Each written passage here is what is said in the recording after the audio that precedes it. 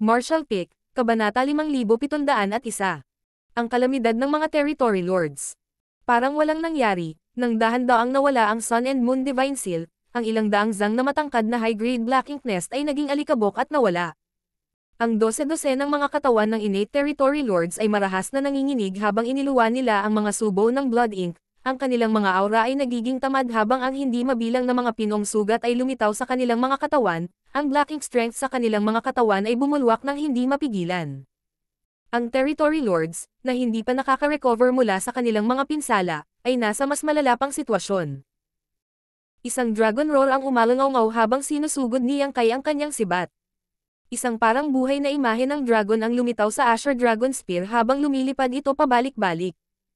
Punong-puno ng hangin ang mga hiyawan at dagandong ng Territory Lords. Gamit ang Dao of Space para i-seal ang Void, ang Great Unrestrained Spear Technique ay lumipad palabas, mali-mali at hindi mapigilan. Sa tuwing tutulak ang sibat na ito, sisabog ang World Force. Ang aura ng Territory Lords ay sunod-sunod na nalipol, si Yang Kai ay parang tigre na pumapasok sa kawan ng mga tupa. Sa ilalim ng sibat na ito, walang makakapigil dito. Kung makikita ng isang mangmang na tao ang eksenang ito, malamang naisipin nila na ang mga kalaban ni Yang Kai ay pawang mga sari-saring sundalo ng Black Ink Clan, kung hindi, paano niya sila mapapatay ng ganoon kadali? Gayunpaman, sa katotohanan, lahat ito ay mga tunay na innate Territory Lords, at kung papayagan silang ibalik ang kanilang lakas, wala sa kanila ang magiging mas mababa sa isang veterano ng 8th grade human race. Sa kasamaang palad, sa kanilang mabibigat na pinsala, kaharap ang isang killing star tulad ni Yang Kai, ang tanging kapalaran na mayroon sila ay ang mapatay. Paminsan-minsan, sisikapin ni Yang Kai ang kanyang makakaya upang maiwasan ang ilan sa kanilang mga pag-atake, kung hindi niya maiiwasan ang alinman sa mga ito, gagamitin niya ang kanyang pisikal na katawan upang labanan ang mga ito. Ang kanyang katawan ng dragon, na isang hakbang lamang mula sa pag-abot sa kaharian ng Divine Dragon, ay napakatibay, kaya hindi imposible para sa kanya na makayanan ang mga pag-atake ng Territory Lords na hindi magagamit ang kanilang buong lakas. Pagkaraan ng 30 paghinga, ang magulong pagbabago-bago ng enerhiya ay hamupa at ang alikabok ay tumira. Sa kawalan, isang malaking halaga ng Black Ink Strength ang lumutang palabas. Sa loob ng Black Ink Strength ay maraming sirang paa at piraso ng laman, ngunit wala ni isa sa kanila ang natitira. Maging si Yang Kai ay nawala. Kasabay ng pagpatay niya sa huling Territory Lord, agad siyang tumakas sa ibang lokasyon. Kasabay ng pagpapakita ni Yang Kai at pag-atake sa mga Territory Lord na ito, sa isang lugar sa kawalan, si Mo Naye, na nagmamadaling tumanggap ng mga Territory Lords na ito, ay naramdaman ang mensahe mula sa maliit na Black Ink Nest sa kanyang kamay at biglang ibinaling ang kanyang ulo sa tumingin sa isang tiyak na direksyon. Nandoon si Yang Kai. Ngayon lang, nawalan ng kontak sa kanya ang Territory Lords doon, at nawala ang isa sa mga figure na nakalap sa Black Ink Nest space. Malinaw, nakatagpo sila ng isang uri ng aksidente. Hindi agad sumugod si Mo Naye para tumulong, alam niyang kahit sumugod siya ngayon, huli na ang lahat. Nang matuklasan ni Yang Kai ang mga nasugatan na Territory Lords, ang pamatay na bituin na ito, wala silang paraan para mabuhay. Ano ang punto ng pagmamadali ngayon upang kunin ang mga bangkay ng mga namatay na Territory Lords? Sa oras na mayroon siya, maaari rin niyang isipin kung paano mas mahusay na matanggap ang mga Territory Lords na nabubuhay pa. Ang nakaraang kaayusan ay hindi pinag-isipang mabuti, dahil kailangan nilang mag-ingat sa posibilidad na aksidenteng matuklasan ni Yang Kai ang kinaroroonan ng mga Territory Lord na ito. Bilang resulta, ang mga master ng Black Ink Clan na ito na nakatakas mula sa Primordial Heaven's Source Grand Restriction ay inilagay ni Mo Naye sa isang posisyon na malayo sa No Return Pass, na nagdulot sa kanila na gumugol ng maraming oras kung gusto nila. Magmadali sa No Return Pass. Sa paglipas ng panahon, maraming mga hindi inaasahang pangyayari ang maaaring mangyari. Gayunpaman, wala siyang magagawa tungkol sa kanyang mga naunang pag-aayos. Kung gusto ni Mo Naye na itago ang malakas na puwersang ito, hindi ito matuklasan ni Yang Kai. Ang taong ito ay nakaistasyon sa labas ng No Return Pass sa loob ng maraming taon, kaya paano papayagan ni Mo Naye ang Territory Lords na pumunta sa Northern Pass? Maaari lamang niyang ayusin na manatili sila sa labas, at kung isasaalang-alang na maaaring gumala-gala si Yang Kai at ipagsapalaran na ilantad ang kanilang kinaroroonan, ang kaayusan na ito ay itinakda sa malayo. Sa hindi inaasahan, ang angkop na diskarte mula sa araw na iyon ay naging hudyat ng sakuna ngayon. Aabutin ng hindi bababa sa kalahating taon para sa mga Territory Lords na makarating sa Northern Pass, kaya nagawa ni Yang Kai ang maraming bagay sa kalahating taon na ito. Siya ay bihasa sa space great daw at nagawang maglakbay sa walang kabuluhang mabilis. Kung gusto niyang protektahan ang mas maraming territory lords, maaari niyang hanapin si Yang Kai at salubungin siya para wala na siyang oras para patayin sila, o subukan niya ang kanyang makakaya na makipagkita sa mga territory lord na ito at protektahan sila. Ang una ay imposible, at kahit na siya ay sapat na mapalad na mahanap si Yang Kai, hindi siya mapipigilan ni Mo Naye, kaya maaari lamang niyang gamitin ang pangalawang paraan. Halos lahat ng territory lords sa No Return Pass ay na-mobilize, at kahit siya, ang Pseudo Royal Lord, ay hindi pa nakakapag-relax, pero kulang pa rin siya sa manpower. Ang pagharap sa isang kalaban tulad ni Yang Kai, na maaaring dumating at umalis ng walang bakas, na malayang maglakbay sa kawalan, anumang diskarte ay magiging walang silbi. Ang puso ni Mo Naye ay napuno ng puot, at maaari lamang siyang magpatuloy, ginagawa ang kanyang makakaya at nakikinig sa kapalaran. Habang sumasakit ang ulo ng Black Ink Clan sa kung paano ligtas na makipag-ugnayan sa isa't isa, ang problemang kinakaharap ni Yang Kai ay kung paano mahahanap ang mga territory lord na ito. Bagamat hindi na sila nagtatago at dinala ng bawat grupo ng territory lords ang kalahating napisa na high-grade Black Ink Nest kasama nila, hindi madaling makahanap ng mga kaaway sa malawak na kawalan na ito. Kung alam ni Yang Kai ang lokasyon ng territory lords na inayos ni Mo Naye, madali niyang maarang ang mga ito sa daan patungo sa No Return Pass, ngunit ang susi ay hindi niya alam kung saan orihinal na nagtatago ang mga territory lord na ito. Ang tanging magagawa niya ay palawakin ang kanyang hanay ng paghahanap hanggat maaari habang isinasaalang-alang ang bilis ng pagsulong at pagkalkula ng mga territory lord sa kanilang mga posibleng lokasyon. Nagkaroon din ng ilang mga nadagdag. Kung siya ay papalarin, makakaharap niya ang isang grupo ng mga territory lord na nagmamadali patungo sa Northern Pass sa loob lamang ng ilang araw, ngunit kung siya ay hindi pinalad, hindi siya makakakuha ng kahit ano kahit na matapos ang kalahating oras. Buwan. Pagkalipas ng 2 buwan, pinatay ni Yang Kai ang 4 pang grupo ng mga territory lords, halos 120 sa kanila ang namatay sa ilalim ng kanyang mga kamay. Sa tuwing nawawala ang isang grupo ng territory lords, ang puso ni Mo Naye ay parang tinutusok ng kutsilyo. Ito ay isang pambihirang suplemento para sa lakas ng Black Ink Clan, ngunit ngayon sila ay pinatay sa kawalan bago nila maipakita ang kanilang lakas. Sa tulong ng grupong ito ng mga territory lords na nawala, halos mahihinuhan ni Mo Naye ang lokasyon ni Yang Kai, ngunit nakakagulat ang resulta. Ang mga kilos ni Yang Kai ay ganap na hindi regular, at sa tulong ng kanyang space daw, nagawa niyang lampasan ang kawalan ng walang sinuman ang nakakaunawa sa kanyang mga galaw. Marahil ilang araw na ang nakalipas ay nasa ganitong posisyon pa rin siya, ngunit makalipas ang ilang araw ay lumitaw siya sa ibang posisyon. Sa pagharap sa gayong kaaway, maging si Mo Naye ay walang magawa. Ang walang katapusang kawalan na ito ay ang pinakamagandang yugto para sa isang master tulad ni Yang Kai. Sa sandaling ito, nakipagkita na siya sa isang grupo ng territory lords at pinangunahan sila patungo sa Northern Pass habang nagpapadala ng mensahe sa kalapit na grupo ng mga territory lords para lapitan siya. Dahil siya ay personal na lumabas, natural na kailangan niyang gawin ang kanyang makakaya upang protektahan ang mga territory lord na ito. Sa puso niya, napuno siya ng puot. Ang usapin ng Primodile Heaven's Source Grand Restriction ay masyadong mabilis na nalantad. Kung ito ay daan-daan o libu-libong taon na ang lumipas, ang Black Ink Clan ay nakapag-replenish ng malaking bilang ng mga innate territory lords at bumuo ng puwersang may kakayahang supilan ang human race. Ang mga innate territory lord na ito na umalis sa Primodile Heaven's Source Grand Restriction matagal na ang nakalipas ay magkakaroon sana ng oras para makabawi mula sa kanilang mga pinsala. Sa pagharap sa ganoong sitwasyon, ganap na posible para sa kanila na magsanib puwersa at gamitin ang fusion technique para bumuo ng Pseudo Royal Lord. Gaano man kalakas si Yang Kai, wala siyang magagawa laban sa isang Pseudo Royal Lord. Ngunit ngayon, kahit na gusto ni Mo Naye na utusan ang mga territory lord na ito na gamitin ang fusion technique para mag-forge ng Pseudo Royal Lord, imposible. Lahat sila ay nagtamo ng matinding pinsala at ang kanilang lakas ay lubhang nabawasan. Kahit na gamitin nila ang fusion technique, mamamatay lang sila, walang pagkakataon na magtagumpay. Kung hindi, sa kasalukuyang sitwasyon, paano ito magiging napakagulo? Sa isang utos, ang panig ng Black Ink Clan ay agad na makakakuha ng ilang dosenang higit pang Pseudo Royal Lords. Sa kawalan, isang grupo ng innate territory lords ang mabilis na tumakas, habang ang ilang daang zang na matangkad na Black Ink Nest ay dinadala rin ng Black Ink Strength. Sa loob ng Black Ink Nest, mayroong isang innate territory lords na patuloy na nakikipag-ugnayan kay Mo Naye.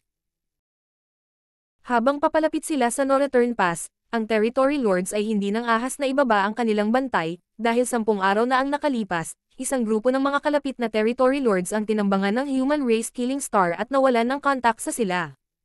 Ito ay hindi alam kung sila ay ganap na nabura. Sa sandaling ito, isang matalim na layunin ng pagpatay ang biglang lumitaw sa kanilang harapan, at sa isang iglap, isang magandang araw ang sumikat at bumaba sa mga Territory Lord na ito. Ang mga Territory Lords ay namutla sa takot. Palagi silang nagbabantay laban sa panganib mula sa likuran at hindi inaasahan na haharangin talaga ni Yang Kai ang kanilang landas. Ang taong ito ay talagang hindi mahuhulaan. Sa isang iglap, ang isa sa mga Territory Lords ay sumigaw. Atake ng kaaway. Sa loob ng Black Ink Nest, ang Territory Lord na namamahala sa sitwasyon ay mabilis na nagpakalat ng balita ng hitsura ni Yang Kai. Sa kabilang banda, bahagyang sumimangot si Yang Kai. Ang mapahinto ang isang grupo ng mga Territory Lords dito ay isang magandang sorpresa. Kanina pa siya naghahanap sa harap ng mga ito ngunit wala siyang nakita. Aalis na sana siya nang biglang may naramdaman siyang malakas na aura na papalapit sa likuran niya. Pagkatapos ng mabilis na investigasyon, nakita niya kaagad ang mga bakas ng mga Territory Lord na ito, kaya paano siya magiging magalang sa kanila. Agad siyang naglunsad ng pag-atake. Gayunpaman, ang reaksyon ng mga Territory Lord na ito ay medyo naiiba sa mga nauna. Sa nakalipas na ilang buwan, nakapatay siya ng maraming malalakas na kaaway. Maliban sa grupo ng mga Territory Lord na nakatagpo niya sa unang pagkakataon, ang iba ay tumakas nang makita siya, kahit na walang pakialam sa Black Ink Nest na dala nila. Sa kasamaang palad, sa ilalim ng impluwensya ng kanyang space daw, wala sa mga Territory Lords ang nakatakas ng hindi nasaktan. Ang grupo ng mga Territory Lords sa harap niya ay malinaw na may sapat na oras para mag-react at maaari ding maghiwalay para makatakas, ngunit wala silang balak na tumakas at sa halip ay nagtipon-tipon. At saka, parang may mali sa dami. Karamihan sa mga Territory Lords na nakatagpo niya nitong mga nakaraang araw ay isang grupo ng 14 o 15, na marahil ang pinakaangkop na numero para kay Mona Ye upang pamahalaan upang lumikha ng isang pseudo-royal lord. Pero hindi ba't 20 Territory Lord ang nasa harapan niya ngayon? Habang siya ay nagtataka tungkol dito, 4 na Territory Lords ang biglang lumundag na magkasama at agad na bumuo ng 4 Directions Array. Ang kanilang mga aura ay malapit na magkakaugnay at habang pinapagana nila ang kanilang Black Ink Strength, nakabuo sila ng isang makapal na hadlang. Ang Great Sun ay bumangga sa harang at napunit ito. Gayunpaman, ang lakas ng Great Sun ay naubos na rin at hindi nagawang saktan ang mga Territory Lord. Kaya't ganito iyon. Sa sandaling nakita ni Yang Kai ang 4 Directions Array, napagtanto niya na ang grupong ito ng Territory Lords ay talagang nakipagkita sa mga Territory Lords na lumabas mula sa No-Return Pass para tanggapin sila. Ang Territory Lords na tumakas sa Primordial Heavenly Source Grand Restriction ay hindi bubuo ng anumang uri ng battle formation. Wala silang oras para sanayin ito, kaya ang mga Territory Lord na marunong bumuo ng battle formation ay pawang mga taong nakaharap sa human race sa loob ng maraming taon. Martial Pick, Kabanata 5702. Pananakot. Sa tulong ng 4 Directions Array, nagawang harangin ng 4 na Territory Lords mula sa No-Return Pass ang Golden Crow Casting Sun, dahilan para magliwanag ang mga mata ng kanilang mga kasamang nasugatan. Formation ng human race. Matagal na silang nasa loob ng Primordial Heavenly Source Grand Restriction, kaya wala silang masyadong alam tungkol sa battle formation. Sa nakalipas na ilang araw, nakipag-ugnayan sila sa maraming impormasyon tungkol kay Yang Kai, at lahat ng Territory Lords na nakatagpo sa kanya ay ganap na nawalan ng kontak. Ang human race na ito na 8th grade ay naging isang kalamidad sa puso ng lahat ng innate Territory Lords, at kung hindi sila makaligtas sa kalamidad na ito, magiging mahirap para sa kanila na pumunta sa Northern Pass. Ang hitsura ni Yang Kai dito ay naging sanhi ng panginginig ng lahat ng Territory Lords sa takot. Bawat isa sa kanila ay lihim na nag-iisip kung ano ang mangyayari sa kanila kung ang 4 na ito ay hindi nagsanib puwersa upang pigilan siya. Ang resulta ay naging sanhi ng kanilang panginginig sa takot. Kung talagang hindi nila mapipigilan ang pag-atake na ito, kahit na hindi sila mamatay, ang kanilang mga pinsala ay lalala lamang. Sa oras na iyon, ang tanging kapalaran nila ay katayin. Sa sandaling ito, mayroon silang magaspang na ideya kung ano ang mangyayari sa kanilang mga kasamahan na nawalan ng pakikipag-ugnayan sa kanila, kaya lihim nilang napagpasyahan na kung ligtas silang makakabalik sa Northern Pass at makakabawi sa kanilang mga pinsala, makakahanap sila ng iilan.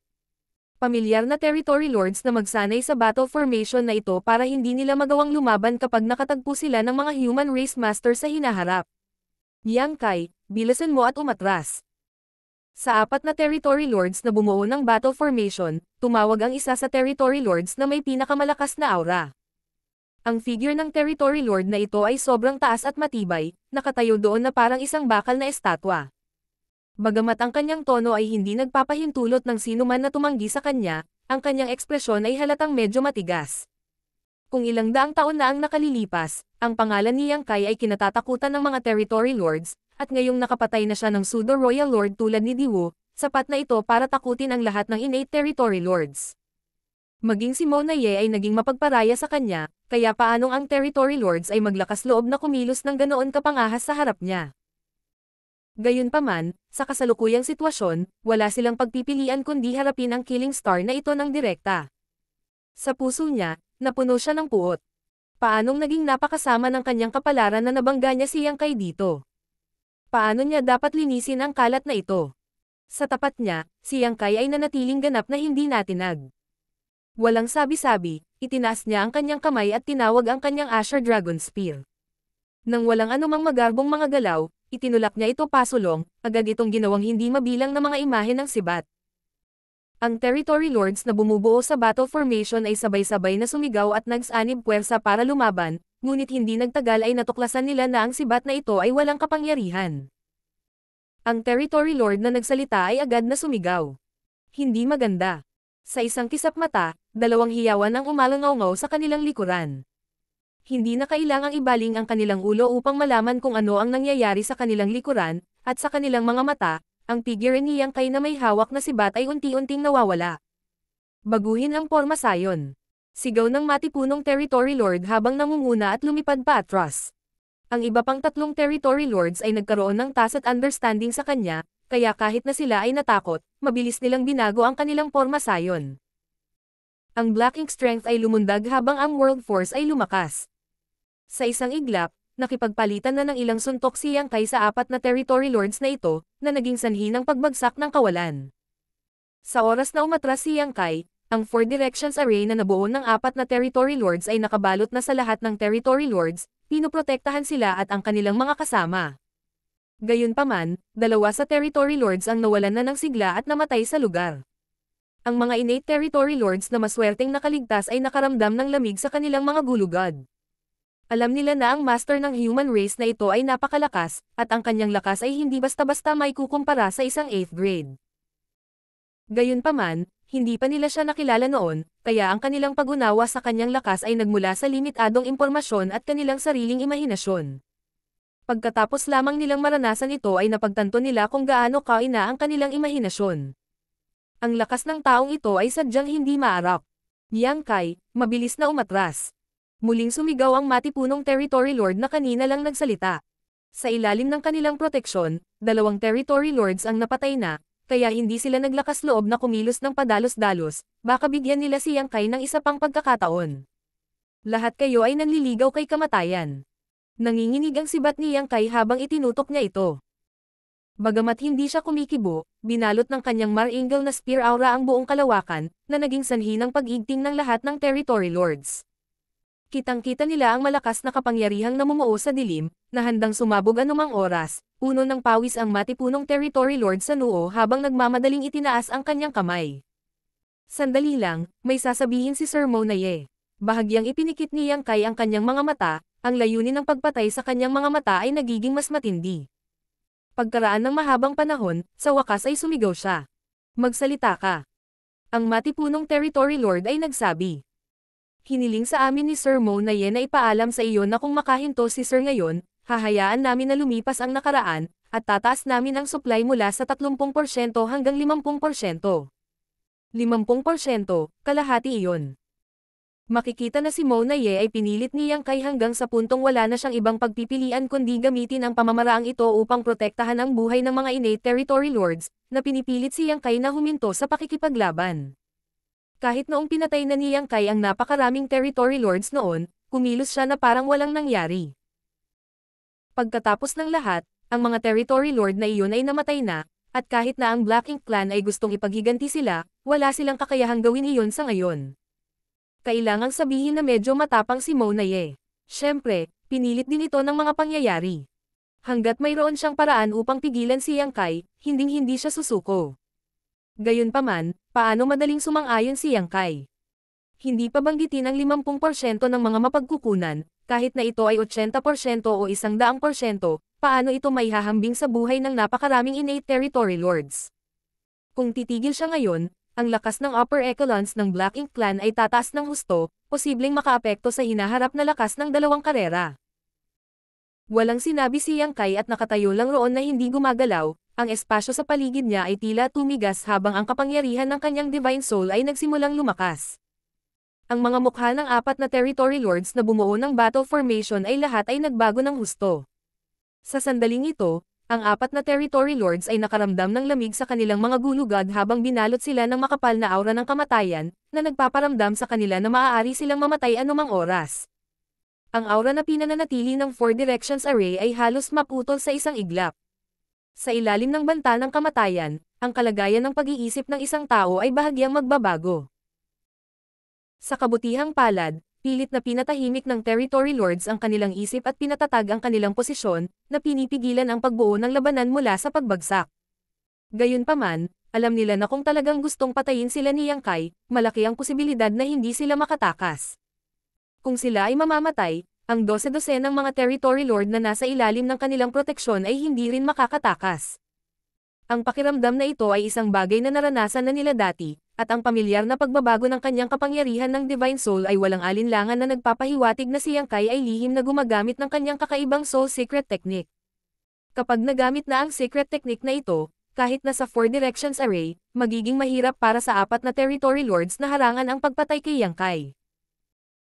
Noong nakaraang pagkakataon, nakasalubong nilang apat si Yang Kai pabalik sa no-return pass habang binabantayan ang shipment ng mga supply, sa ilalim ng kanyang banta, wala silang ibang pagpipilian kundi ibigay ang kanilang space rings. Malinaw nilang masasabi kung alin ang mas mahalaga sa kanila sa pagitan ng mga mapagkukunan at kanilang buhay. Ang mga supply ay maaaring itapon, ngunit hindi ang kanilang mga buhay. Kaya naman, pagkatapos ng insidente, hindi sila sinisisi ni Sir Mo Naye. Gayunpaman, iba ang sitwasyon sa pagkakataong ito. Ang nais nilang protektahan ay hindi isang uri ng material, ngunit ang buhay ng higit sa 10 ng kanilang mga kasama. Hindi sila maaaring umatras. Hindi nila napigil ang maalala ang mga tagubilin ni Sir Mo Naye bago sila umalis sa no-return pass. Pagkatapos mong magsama muli sa iyong mga angkan, ay escort mo agad sila pabalik sa no-return pass. Kung nakatagpo mo si Yang Kai, kailangan mo muna siyang akitin ng mga benepisyo. Kung tumanggi siyang palayain ka, kailangan mong pilitin siyang gamitin ang kanyang Soul Secret Technique para sirain ang iyong pormasayon at labanan siya hanggang kamatayan. Si Sir Mo Naye ay may mahusay na pananaw at matagal nang inaabangan ang sitwasyong ito, kaya nagbigay din siya ng utos kung paano tumugon. Kahit na ang apat na territory lords, na pinamumunuan ng matipunong territory lord, ay napuno ng kalungkutan, hindi sila naglakas loob na suwayan ang utos ni Mo Naye, kung hindi, kahit na bumalik sila ng buhay, hindi sila magkakaroon ng magandang wakas. Kung mapipilitin nila si Yang Kai na gamitin ang kanyang Soul Secret Technique dito, makararanas siya ng malaking pinsala at hindi na niya magagawang patayin ang iba pang mga clansmen. Ito siguro ang plano ni Sir Mo Naye. Ang pinakamahusay na resulta ay natural na ipagpalit ang 50% ng mga mapagkukunan para sa pag-urong ni Yang Kai, at ang pinakamasamang resulta ay ang pagpapalit ng buhay ng isang grupo ng mga territory lords para sa susunod na 1 o 200 taon ng pag-iisa ni Yang Kai. Ito ay mas mahusay kaysa sa kanya na nagdulot ng masaker sa lahat ng dako, na naging dahilan upang ang Black Ink Clan ay magdusa ng matinding pagkalugi. Kung aalis ka ngayon, magpapanggap akong hindi kita nakita. Lalong lumakas ang divine sense ni Yang Kai nang magsimulang mag-ipon ng kapangyarihan ang soul-shattering spike, na naging dahilan upang tumalon ang mga puso ng apat na territory lords sa formation. Para bang may invisible na talon na nakasabit sa kanilang mga ulo, handang hampasin anumang oras at kitilin ang kanilang mga buhay. Dahan-daang umiling ang matipunong territory lord at mapait na sinabi. Imposible. Sa gilid na ito, mayroon pa ring miyembro ng clan na nagbabantay sa high-grade Black Ink Nest, na patuloy na nagpapadala ng impormasyon tungkol sa sitwasyon dito. Laging sinusubaybayan ni Sir Mo Naye ang sitwasyon dito, kaya paano makakatakas silang apat para lang mabuhay. Pagkatapos ay ibibigay ko ang iyong hiling. Nagngangalit si Yang Kai at sumigaw, ang kanyang divine soul power ay lumalakas. Ang apat na territory lords na bumuo ng battle formation ay nadama lahat ng kanilang mga puso na nanginginig habang itinutulak nila ang kanilang lakas upang protektahan ang kanilang mga kaluluwa. Noong una, akala nila ay tatamaan sila ng kidlat sa susunod na sandali, ngunit sa kanilang pagtataka, pagkatapos na umabot sa tiyak na limitasyon ang pagbabago-bago ng kaluluwa, bigla silang nawala, na para bang ang lahat ng nangyari noon ay ilusyon lamang. Pagtingin sa itaas, si Yang Kai ay wala kahit saan, kahit ang kanilang divine sense ay hindi makakita ng anumang bakas sa kanya. Ang lahat ng territory lords ay natigilan sa lugar, at ang apat na territory lords na bumuo ng battle formation ay hindi nang ahas na kumilos ng padalos-dalos. Ang pagkapatas na ito ay nagpatuloy sa mahabang panahon ng walang anumang pagbabago. Nagsimulang lumakas ang kanyang divine sense habang patuloy na nakikipag-usap ang territory lords. Nasaan si Yang Kai? Ewan ko ba, huwag mong pababayaan ang bantay mo. Marahil ay nagtatago siya sa isang lugar at naghihintay ng pagkakataong umatake. Kung talagang nagtatago siya sa anino, dapat may ilang bakas. Pwede bang? Umalis na siya. Gusto niya lang bang takutin tayo? Ang mga salitang ito ay agad na gumising sa territory lords mula sa kanilang panaginip. Kung iisipin muli ang mga aksyon at saloobin ni Yang Kai ngayon, kasama ang kasalukuyang sitwasyon, sa wakas ay makumpirma ng territory lords na talagang umalis na si Yang Kai.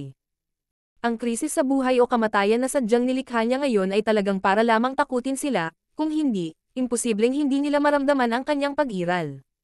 Sa matipunong territory lord bilang kanilang pinuno, ang apat na territory lords na bumuo ng battle formation ay tuwang-tuwa.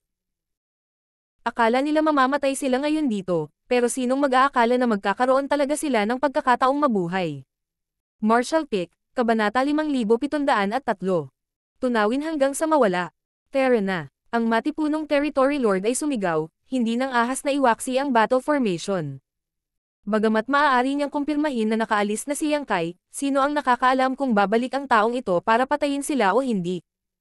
Dahil dito, maaari lamang niyang panatilihin ang Four Directions Array kasama ang iba pang tatlong territory lords upang protektahan ang 12 ng mga clansmen habang lumilipad sila patungo sa Northern Pass. Ang isa pang innate territory lord na nakatalaga sa high-grade Black Ink Nest ay nagulat ng sitwasyon kay Mona Ye, na milyon-milyong kilometro ang layo. Matapos malaman ang lahat ng ito, natural na pinuri ni Mona Ye ang apat na territory lords at ipinakalat ang balita na matagumpay nilang pinilit na umatras si Yang Kai. Ang lahat ng territory lords na responsable sa pagprotekta sa kanilang mga angkan ay inutusang sumunod. Sa ilang sandali, ang moral ng territory lords ay tumaas. Pagkatapos ng napakaraming taon ng pag-aaway ni Yang Kai sa labas ng Northern Pass, ito ang unang pagkakataon na nagkusa sila. Bagamat dalawang innate territory lords ang nawalan ng buhay, ito ay wala. Kasabay nito, si Yang Kai ay lumayo na sa tulong ng Space Principle, pakiramdam na medyo walang magawa. Kung gagamitin niya ang Soul-Shattering Spike, kumpiyansa siyang makakalagpas siya sa battle formation ng apat na territory lords at mapatay ang lahat ng territory lords, ngunit kung gagawin niya iyon, kailangan niyang magbayad ng malaking halaga at gumastos. Sa susunod na 1 o 200 taon na nakatuon sa pagpapagaling ng kanyang mga pinsala. Hindi ito magandang deal. Kaya naman, matapos makitang hindi na nananakot ang apat na territory lords, hindi na niya ito pinilit at agad na tumakas. Sa anumang kaso, ang Black Ink Clan ay nagpadala ng isang malaking bilang ng mga territory lords upang lumikas mula sa lugar na ito, kaya hindi na kailangang lipulin silang lahat. May iba pang mga pagkakataon, kaya sa halip na gamitin ang Soul-Shattering Spike para saktan ang sarili, mas mabuting humanap ng pagkakataon para pumatay ng mas maraming territory lords. Sa paglipat sa kawalan, ang walang katapusang espasyo sa paligid niya ay hinayla pabalik at pinaliit ng space daw. Makalipas ang 1 buwan, huminto si Yang Kai sa isang lugar sa kawalan at tinitigan ang grupo ng mga territory lords na nagmamadali patungo sa Northern Pass.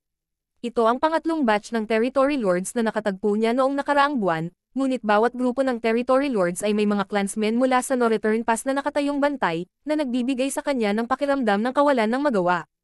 Sa pagkalkula ng oras na talaga para sa mga territory lord na ito na inilagay sa labas ni Mona Ye upang makabawi upang makipagkita sa mga territory lord mula sa Northern Pass. Ngunit sa ganitong paraan, magiging hindi makatotohanan para sa kanya na harangin at patayin ang mga territory lord na ito, maliban kung walang awa niyang ginamit ang Soul-Shattering Spike para basagin ang battle formation, ito ay isang beses na transaksyon. Maliban kung ito ay talagang kinakailangan, si Yang Kai ay hindi gustong gawin iyon. Walang pagkakataon. Kumunat ang noo ni Yang Kai. Hindi nagtagal, ibinaling niya ang kanyang ulo at tumingin sa kailaliman ng Black Ink battlefield. Nagkaroon pa ng pagkakataon, at maraming pagkakataon. Ayon sa kanyang nakaraang pagsubok sa Primordial Heaven's Source Grand Restriction, halos bawat buwan, 2 o 3 sa innate territory lords ang matagumpay na makakalabas. Ang mga territory lord na ito ay bubuo ng grupo ng 14 o 15 at pagkatapos ay tatayo sa direksyon ng No-Return Pass. Sa ganitong paraan, halos bawat kalahating taon, magkakaroon ng batch ng territory lords na magmumula sa direksyon ng Primordial Heaven's Source Grand Restriction, 2 batch sa isang taon. Para sa Primordial Heaven's Source Grand Restriction, ito ay napakalayo mula sa kung saan inayos ni Mona Ye para sa kanila. Sa bilis ng mga napinsalang territory lords, aabutin ng hindi bababa sa 10 taon para ligtas silang makarating sa kanilang itinalagang lokasyon. Sa madaling salita, sa ngayon, maraming territory lords na lumabas mula sa Primordial Heaven's Source Grand Restriction at nagmamadali patungo sa No-Return Pass mula sa direksyon ng Primordial Heaven's Source Grand Restriction. Nasa kalsada na sila sa lahat ng oras na ito at hindi pa nakakarating sa lugar na itinalaga ni Mona Ye para mapisa nila ang Black Ink Nest. Dati, hinahanap niya ang mga bakas ng mga territory lord na ito sa malawak na Black Ink battlefield na ito, at kailangan niya ng swerte. Kung tutusin, hindi niya alam kung saan nagtatago ang mga territory lord na ito, ngunit kung haharanggan niya ang mga territory lord na ito ngayon, hindi na niya kakailanganin ng anumang swerte. Ang kailangan lang niyang gawin ay magmadali sa direksyon ng Primordial Heaven's Source Grand Restriction, at malaki ang posibilidad na makaharap niya sila. Siyempre, maaaring hindi maging maayos ang mga bagay gaya ng naisip niya. Ang mga territory lord sa kalsada ay mayroon ding Black Ink Nest, na nagpapahintulot sa kanila na makipag-ugnayan kay Mona Ye. Maaaring nag-ayos si Mona Ye para sa kanilang sitwasyon. Gayunpaman, sulit itong subukan. Kahit isang grupo lang ng territory lords ang nagawa niyang harangin, ito ay 14 o 15 sa kanila. Sa pagpapasya, humakbang pasulong si Yang Kai at nawala. Pagkalipas ng 2 buwan, sa isang lugar sa kawalan, ang lugar na ito ay sakop na ng ancient battlefield. Ang larangan ng digmaan, na naging mapayapa sa loob ng maraming taon, ay muling napuno ng layunin ng pagpatay. Natagpuan ni Yang Kai ang mga bakas ng isang grupo ng innate territory lords dito, kaya natural, inatake niya sila ng walang pag-aalinlangan. Sa labanang ito, nag-iisang natalo ni Yang Kai ang higit sa 12 ng territory lords at nagbayad ng maliit na halaga para lipulin ang grupong ito ng territory lords. Pagkatapos ng ilang menor de edad na pagsasaayos, umalis muli si Yang Kai. Ang paghahanap ng lokasyon ng unang grupo ng territory lords ay madali. Hanggat ang lokasyon ng unang grupo ng territory lords ay tinatayang nasa kalahating taon ang layo, tiyak na makakahanap siya ng mga bakas ng pangalawang grupo ng territory lord. Ito ay dahil umalis sila mula sa Primordial Heaven's Source Grand Restriction sa loob ng kalahating taon. Gayunpaman, kakailanganin lamang ni Yang Kai ng 12 araw upang makatawid sa kalahating taon na distansya sa pagitan ng mga napinsalang territory lord na ito. Makalipas ang 12 araw o higit pa, dumating si Yang Kai sa isa pang bahagi ng ancient battlefield, ang kanyang divine sense ay nagbabago habang iniskan niya ang kanyang paligid. Hindi nagtagal, may natuklasan siya. Ang grupong ito ng territory lords ay nakatanggap ng babala ni Mona Ye at hindi nagmamadaling umalis. Sa halip, nagtago sila sa malapit na universe fragment. Malubhang nasugatan na sila at mahina ang kanilang mga aura, kaya ngayong sadyang itinago nila ang kanilang mga aura, mas mahirap silang matukoy. Kung hindi nag-imbestiga ng mabuti si Yang Kai at naghanap sa isang malaking lugar, talagang makakatakas sila. Sa kanilang kinaroroonan, alam ng grupong ito ng territory lords na wala silang pag-asa na makatakas, kaya agad silang naglunsad ng counterattack, isa pang one-sided na pagpatay. Sa No-Return Pass, nai-escort na ni Mona Ye ang ilang grupo ng territory lords pabalik ng ligtas, habang ang iba pang mga team ng territory lords na nakatanggap ng tulong mula sa Northern Pass ay pabalik na rin, at hindi ito aabutin ng matagal at makakabalik na rin sila. Gayunpaman, hindi lahat ng territory lords na nakatakas mula sa Primordial Heaven's Source Grand Restriction ay naibalik. Hindi pa banggitin ang mga pinatay ni Yang Kai, mayroon ding maraming iba pang grupo ng mga territory lords na sumusugod mula sa Primordial Heaven's Source Grand Restriction. Noon pa man ay medyo nag-aalala siya tungkol dito. Si Yang Kai ay isang maselang tao, kaya hindi imposible para sa kanya na naisip ang puntong ito. Ang mga territory lord na ito ay wala pang oras upang mapisa ang Black Ink Nest, kaya't sila ay dumanas ng matinding pinsala at hindi nila nagawang lumaban kay Yang Kai. Hindi nagtagal ay nagkatotoo ang kanyang mga alalahanin, at bago siya makabalik sa No-Return Pass, isang grupo ng mga territory lords na nasa kalsada pa rin ang nawalan ng kontak sa kanya. Sa loob lamang ng 10 araw, ang pangalawang grupo ng territory lords ay nagpadala ng isang agarang mensahe na may lumitaw na isang human race master, na pinaghihinalaang si Yang Kai. Nang muling makipag-ugnayan sa kanila si Mona Ye, walang tugon.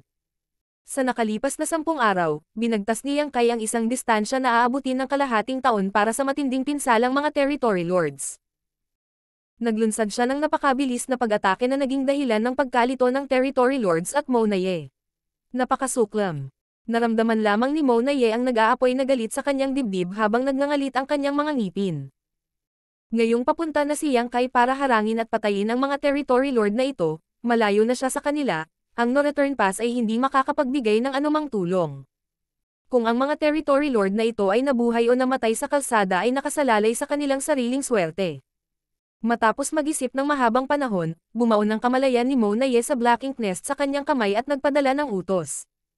Kaagad pagkatapos, isang serye ng mga utos ang inilabas mula sa no-return pass sa battlefields. Sa loob ng ilang panahon, ang sitwasyon ng iba't ibang Great Territory battlefields ay sumailalim sa isang matinding pagbabago. Nararamdaman ng lahat ng human race na ang opensiba ng Black Ink Clan ay tumaas ng husto, at ang bilang ng mga master ng Black Ink Clan ay tumaas din ng malaki. May intensyon pa nga si Mona Ye na itapon si Meng Ke sa larangan ng digmaan. Dahil maaaring patayin ni Yang Kai ang kanilang territory lord, hindi na niya kailangang pakialaman ang kasunduan na ginawa niya kay Yang Kai. Kung ang isang pseudo-royal lord na tulad ni Meng Ke ay biglang sumali sa labanan, tiyak na bibigyan niya ng matinding suntok ang upper echelons ng human race. Gayunpaman, pagkatapos mag-isip tungkol dito sa mahabang panahon, pinigilan ni Mona Ye ang pag-iisip na ito.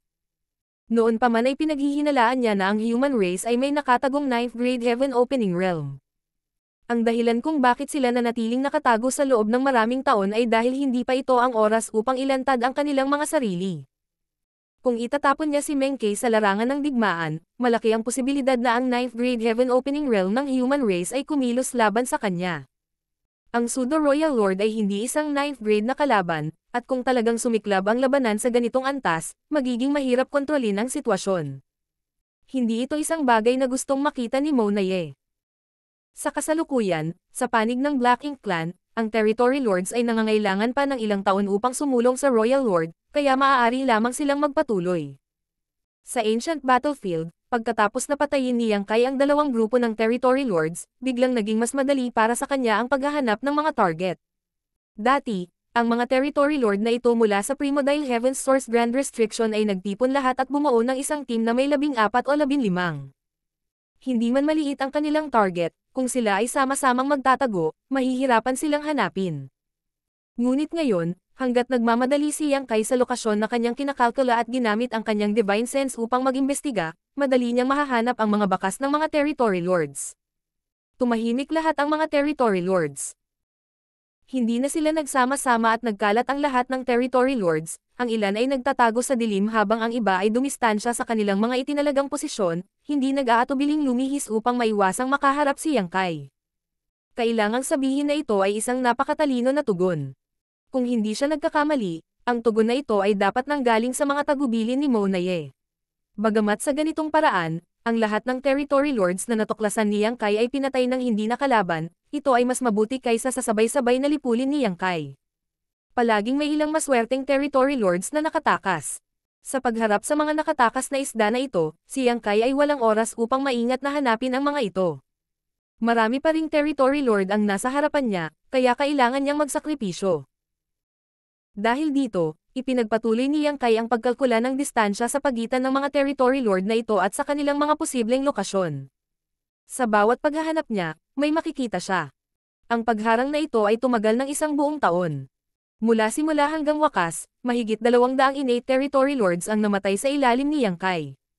Bilang pagbibilang sa kanyang mga naunang natamo, nakapatay na siya ng higit sa 300 innate territory lords sa pagkakataong ito. Ito ay isang nakakagulat na numero. Ito lang ang bilang ng mga napatay niya, mas marami pa ang hindi napatay. Sino ang nakakaalam kung gaano karaming mga territory lord ang nakalusot at kung gaano kalakas ang nakuha ng Black Ink Clan? Lumaban si Yang Kai sa gilid ng ancient battlefield bago huminto. Gayunpaman, hindi pa humihinto ang pagharang na ito, maraming isda ang nakatakas sa lambat. Hanggat siya ay sapat na mabilis, madali niyang maarang ang mga territory lord na ito at makapatay ng isa pang batch. Martial Pick, Kabanata 5704. Tumayo at hintayin ang kuneho. Matapos patayin ang higit sa 200 territory lord sa isang tuwid na linya, hindi huminto si Yang Kai kahit isang sandali at bumalik sa paraan ng kanyang pagdating. Sa daan, nakabangga siya ng isang dosina o higit pa na nakalusot sa lambat at napatay sila. Gamit ang Space Spirit Bead na naiwan niya sa daan, pagkatapos ng kalahating taon, muling dumaan si Yang Kai sa ancient battlefield at nakarating sa labas ng No-Return Pass.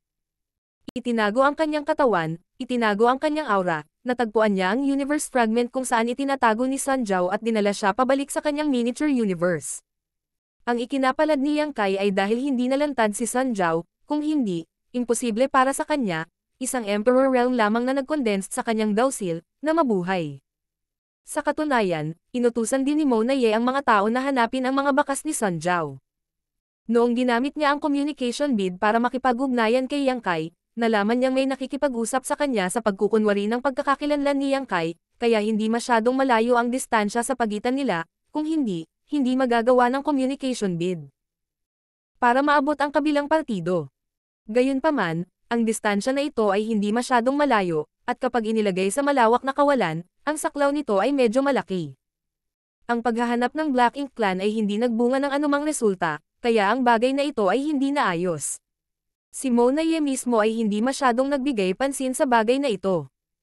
Sa oras na iyon, papunta na siya para makipagkita sa Territory Lords, kaya ang lahat ng atensyon niya ay nakatuon sa pag-iimbestiga sa mga galaw ni Yang Kai, kaya paano siya magkakaroon ng oras para pakialaman ang mga ganitong bagay. Ang pagiging mabuhay ni Sun Jiao ay bahagyang dahil sa swerte at isang bahagi dahil ang kahirapan sa paghahanap ay napakataas, na naging dahilan para mahirap para sa Black Ink Clan na tapusin ang kanilang gawain. Sa pagtingin sa direksyon ng No-Return Pass, naging solemn na ang mga mata ni Yang Kai.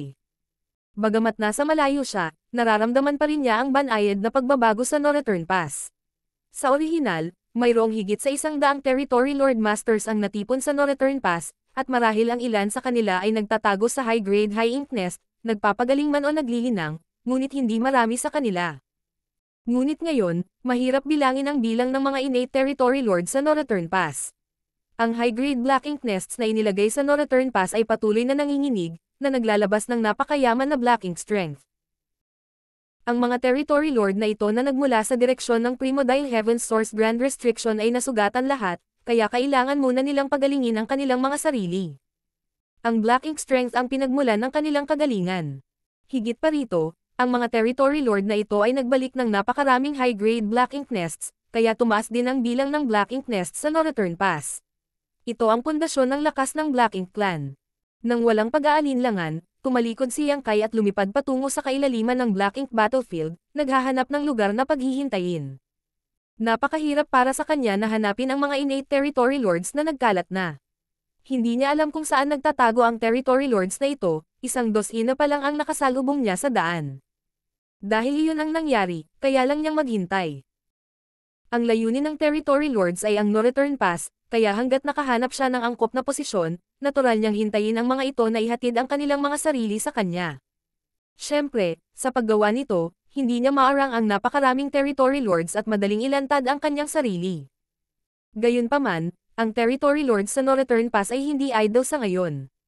Sa halip, 4 o 5 sa kanila ang bumuo ng isang koponan at kasalukuyang tumutulong sa kanilang mga angkan. Ngunit palaging may ilang mga pakinabang. Pagkatapos ng kalahating taon, sa wakas ay may natamo siya. Dahil dito, hinamak ni Yang Kai ang bilis ng paglalakbay ng mga Territory Lord na ito, ngunit wala siyang magagawa tungkol dito. Nasa kanya ang Space Principle, kaya nagawa niyang maglakbay pabalik-balik sa napakaikling panahon, ngunit hindi nagawa ng mga ito na lubhang nasaktan ang Territory Lords. Aabutin ng hindi bababa sa 10 o 20 taon bago sila lumipad pabalik mula sa Primordial Heaven's Source Grand Restriction sa No-Return Pass. Dahil dito, ang mga Territory Lords na pinalad na hindi matuklasan ni Yang Kai ay kailangang gumugol ng maraming oras sa pagpunta rito mula sa ancient battlefield. Mula sa malayo, may aura na papalapit sa kanila, mukhang medyo maingat. Bagamat sinisikap nitong itago ang sarili, mahirap na ganap na itago ang presensya nito. Ang Territory Lord na ito ay isa ring mapagmatsyag na tao, at habang papalapit sila sa Northern Pass, mas hindi sila naglakaslob na ibaba ang kanilang bantay. Sa kasamaang palad, ang kanilang grupo ng mga Territory Lord ay matagal nang nagkahiwa-hiwalay, at ang kanilang Black Ink Nest ay nasa ilalim na ngayon ng kontrol ng isa pang Territory Lord. Walang paraan para makipag-ugnayan sa No-Return Pass. Umaasa sa mapa ng ruta na nakuha niya bago kumalat, dumaan siya sa ancient battlefield at nakarating dito. Matapos ikumpara ang nakapalibot na tanawin at matukoy na wala pang kalahating taong paglalakbay mula sa Northern Pass, medyo natuwa siya. Gayunpaman, bago niya matapos ang pag-iisip na ito, bumalot sa kanya ang isang matalim na layunin ng pagpatay at mabilis niyang ibinaling ang kanyang ulo, at nakita niya ang isang sibat na liwanag na mabilis na lumalawak sa kanyang mga mata habang nagmamadali niyang ginamit ang kanyang Black Ink Strength upang labanan ito. Ang defensive barrier na kanyang na-condensed ay kasing bubbles agin ng papel, at nang ang sibat na liwanag ay ganap na sumakop sa kanyang paningin, ang kanyang mga iniisip ay naging blanko. Inalis ni Yang Kai ang kanyang sibat at, sa pamamagitan ng pagwagayway ng kanyang kamay, tinipon ang bangkay ng Territory Lord at ang dugo na umagos mula dito patungo sa kanyang miniature universe. Matapos panasan ang mga bakas na naiwan ng labanan dito, muli siyang nagtago.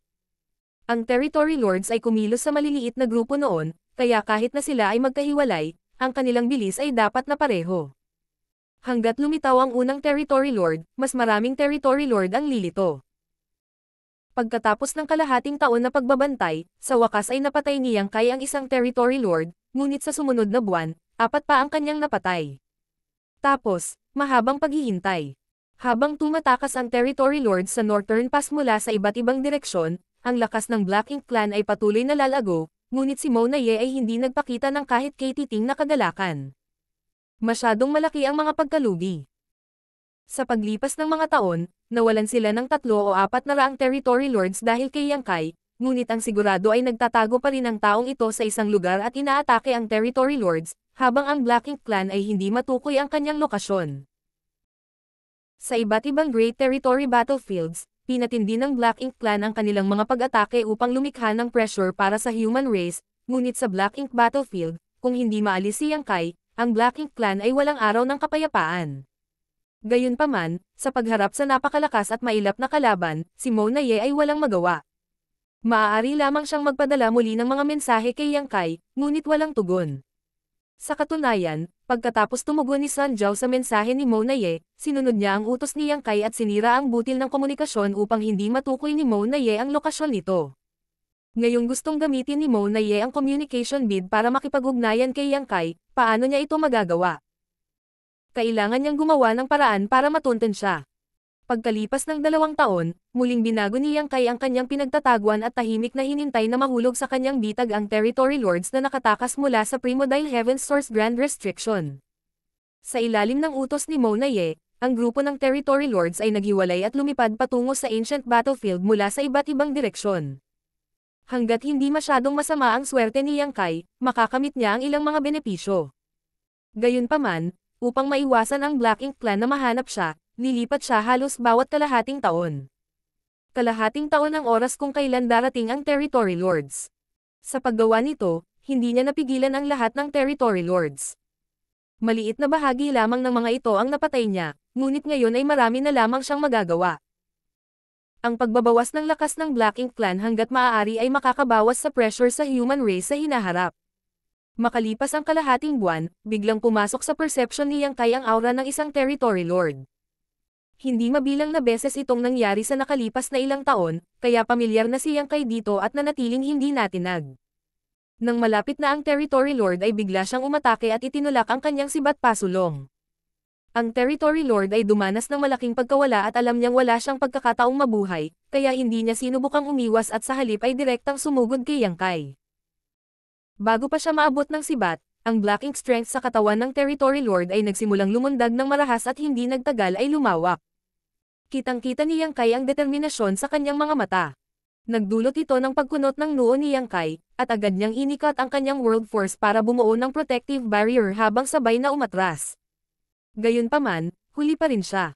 Sa isang marahas na shockwave, bumagsak ang void at ang marahas na impact ay nagpalipad kay Yang Kai, na naging sanhi ng protection na hadlang sa kanyang katawan upang mabali at masira. Sa oras na pinatatag niya ang kanyang sarili, ang gumuhong espasyo sa kanyang harapan ay hindi pa nakakabawi, kaya't maiisip na lamang kung gaano kakilakilabot ang pag-ataking iyon. Kung wala siyang Dragon Vein Body, sapat na ang impact para masugatan siya ng husto. Ang Territory Lord na ito ay nawasak sa sarili. Hindi pa nakatagpo ng ganoong sitwasyon si Yang Kai, ni hindi niya alam na ang Territory Lords ay may ganoong trump card. Dahil nahuli siya sa ganoong galaw, hindi talaga siya sanay. Gayunpaman, bakit ang Territory Lord na ito ay gustong sirain ang sarili? Kahit isang langgam ay lalaban para mabuhay, lalo pa ang Territory Lord. Kahit na siya ay tiyak na mamamatay, siya ay makikipaglaban at lalaban. Noong nakaraan, si Yang Kai ay nakapatay ng napakaraming Territory Lords, ngunit hindi pa niya nakita ang Territory Lord na nagkusa na sirain ang sarili. Hindi nagtagal, naunawaan niya kung bakit ang Territory Lord na ito ay nagwasak sa sarili. Habang iniisip niya ito, may ilang malalakas na aura ang biglang lumipad mula sa malayo, halatang napansin ang kaguluhan. Ngunit hindi ito ang katapusan. Hindi nagtagal ay naramdaman ni Yang Kai ang mas maraming aura na kumukupo sa kanya mula sa lahat ng direksyon. Mayroong hindi bababa sa 12 sa kanila, at ito ay dahil lamang sa naramdaman niya ang mga ito. Siguradong may mas malayo pa. Sa nakalipas na ilang taon, naranasan na ni Yang Kai ang ganitong sitwasyon noon. Sa panig ng No Return Pass, bubuo ang Territory Lords ng kanilang battle formation at kikilos, na magbibigay ng suporta sa mga clansmen na lumabas mula sa Primordial Heaven Source Grand Restriction. Minsan, papatayin ni Yang Kai ang mga kaaway at hindi sinasadyang ilantad ang kanyang aura, na umaakit sa atensyon ng mga Territory Lord na ito. Gayunpaman, hindi pa niya nakilala ang mga ito ng harapan. Para sa mga Territory Lord na ito na nakabuo ng battle formation, wala siyang magandang solusyon maliban sa paggamit ng Soul Shattering Spike, kaya maaari na lang niyang baliwalain ang mga ito. Higit pa rito, hindi pa nagkaroon ng napakaraming Territory Lords.